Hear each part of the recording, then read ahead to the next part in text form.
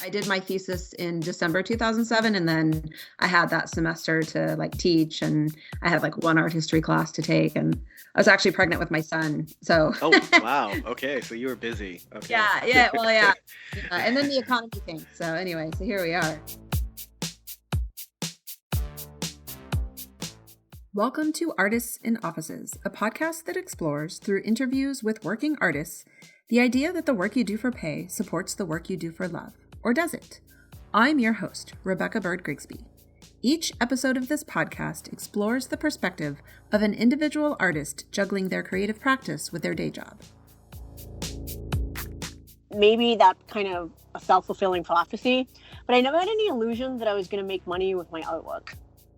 My most recent day job was working as an administrator at a college for art and design.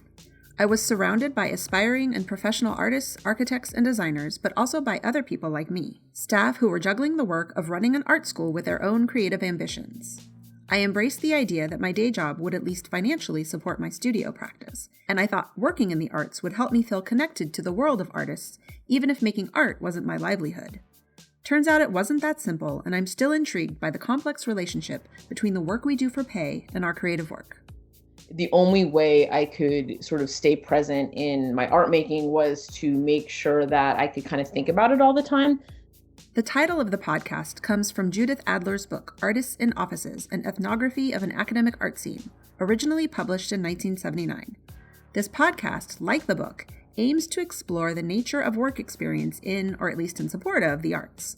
The idea that, and I quote, "the work you do for pay supports the work you do for love, and you should be grateful for both," comes from a 2014 Forbes article by J. Maureen Henderson titled, "Your Unfulfilling Day Job Might Be the Best Thing That Has Ever Happened to You." Basically, the argument is that financial stability can provide for creative freedom. In a very practical sense, a steady paycheck might mean you can rent a studio and buy art supplies. Additionally, constraints can yield some unexpected benefits.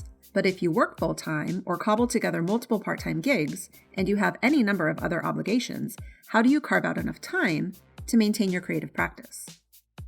And I see the benefits of having that engagement and those constraints. But that's exactly what I'm saying too. It's you need time. Financial stress certainly won't help you in the studio, but does this quit your day job pushback overly romanticize the juggling act that so many artists perform? I guess what I don't want to do with this podcast is contribute to romanticizing the hustle. Oh, it is not. Yes, it is not romantic at all. Over the course of 10 interviews, plus a couple of bonus episodes, we'll hear from artists with day jobs in fields both related to and completely separate from their creative practices. I work for a nonprofit arts organization working with artists with developmental disabilities. I do graphic design production there. I like to say that I am an artist with a day job at an accounting firm doing bookkeeping. They'll answer questions like, how do you describe yourself when people ask, what do you do? And I think I describe myself, what I do, differently depending on who I'm describing it to. And talk about the importance of showing up, making the work, and connecting with and supporting their creative community both online and in real life. Finally, at the end of every interview, I ask each artist if what they're doing now is sustainable. And then the sort of related question, which I have to ask everybody, is would you quit your day job if you could? In a heartbeat. That's the easy one. Yeah. Artists in Offices is produced and edited by me, Rebecca Bird Grigsby. Music is provided by Mr. Neat Beats. Show notes and episodes can be found at artistinoffices.com.